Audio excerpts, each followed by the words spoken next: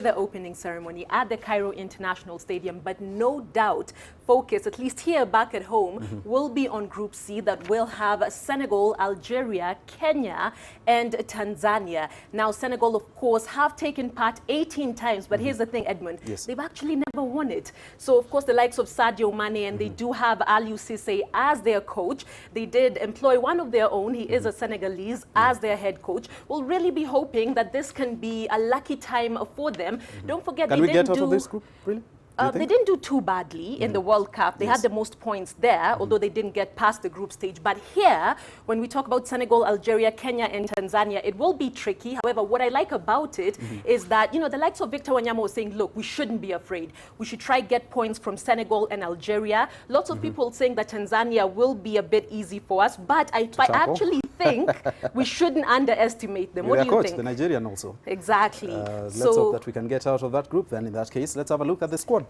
Exactly. So here are the goalkeepers. Patrick Matasi, the #1. He does play for St. George's back in Ethiopia. Farouk Shikalo, who plays with Bandari, and of course Oyemba there. Now, Patrick Matasi is a bit controversial. Yes, people fall on either side. You saw what happened during the friendly, DRC, where he, you know, gave one penalty but saved another. Now, when we talk about the defenders, it's been a bit 50-50. Everyone has their opinions. You know, when we talk about the final 23-man squad, so we do have the likes of Joash Onyango, Okumu, Owino there, Ouma. We do have Otieno, Omar, Ochieng, and Mohamed, this being Musa Mohamed. Now, Musa had actually, you know, pulled off, you know, one injury in the last game. So people are hoping that he'll be fine. You know, we have the likes of Eric Johanna, who we had very strong midfield here. Eric Johanna, we had actually hosted him on Top Sport a while back, and he was talking about just how much he's looking forward to the AFCON. This is another very controversial section of the team.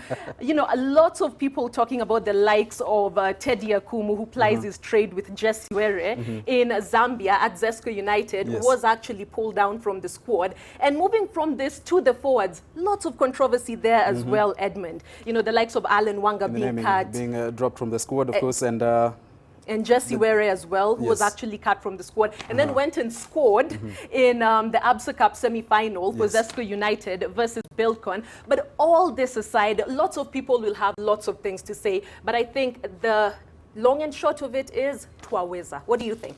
Michael Olunga and the rest of the team, of course, Victor Wanyama, very experienced. We hope that we can get out of Group C at least among the top 2. And if we can't, then in that case, as the best third-place team, they're taking 4. Exactly. So that's a different thing. The tournament has expanded from 16 teams to 24 teams. And just another very quick one. I know we are a bit pressed for time. On top of the expansion, now Egypt is quite hot, Edmund. Temperatures going to around 40 degrees.